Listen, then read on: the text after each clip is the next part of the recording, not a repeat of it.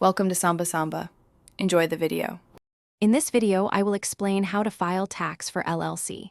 First, determine your LLC's tax classification, as this dictates your filing requirements. Single-member LLCs usually default to being taxed as sole proprietorships, meaning you'll report income and expenses on Schedule C of your personal tax return.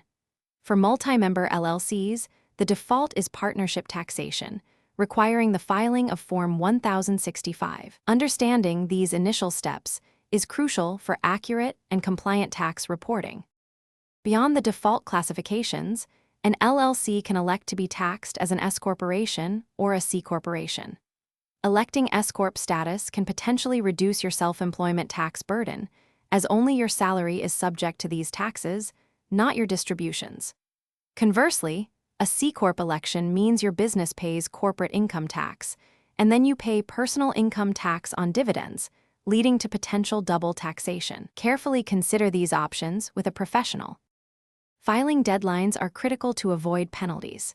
If your single-member LLC is taxed as a sole proprietorship, you'll file Schedule C with your personal Form 1040 by April 15. For LLCs taxed as partnerships, Form 1065 is due by March 15 for calendar year filers.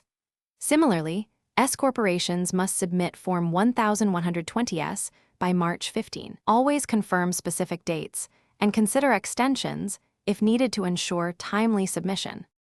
Remember to maintain meticulous financial records throughout the year. This simplifies the filing process immensely. Also, don't forget about state and local tax obligations, which can vary significantly from federal requirements. Always consult with a qualified tax advisor to ensure full compliance and optimize your tax strategy. For more great deals and to check out the new Kindle Paperwhite, be sure to look at the links in the description below. Thanks for watching. Consider subscribing if we helped you.